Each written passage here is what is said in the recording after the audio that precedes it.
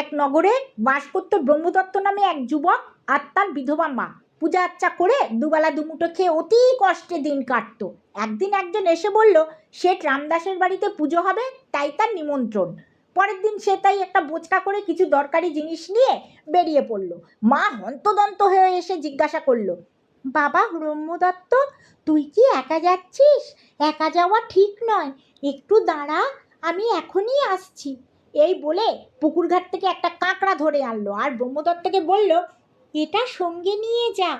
তারপর বোচকার মধ্যে খানিকটা কর্পূর হাঁড়িতে রেখে বেঁধে দিয়ে বলল, এবারে যা বাবা, অন্তত একটা কাঁকড়াকে তো তোর সঙ্গী করে দিলাম। ব্রহ্মদত্ত দূরের গ্রামের উদ্দেশ্যে বেরিয়ে পড়ল।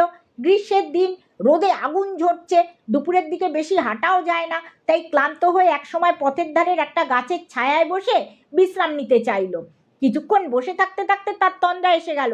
তখন বোচকা থেকে একটা চাদর বের করে বিছিয়ে নিয়ে শুয়ে পড়ল। পাশে পড়ে রইল কর্পূরের হাঁড়ি।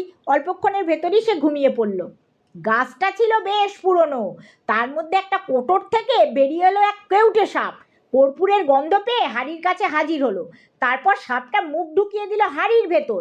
কেউটে সাপটা মাথা হাঁড়ির মধ্যে দিতেই কাঁকড়াটা তার দুটো দাঁড়া দিয়ে সাঁড়াশির মতো চেপে ধরলো তার মাথা।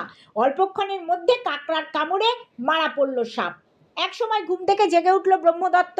উঠে দেখতে পেল একটা বিষধর সাপ মরে আছে তার পাশে, আর হাঁড়ির কাঁকড়াটা হাঁড়ি বেয়ে চলে যাচ্ছে গুটি গুটি।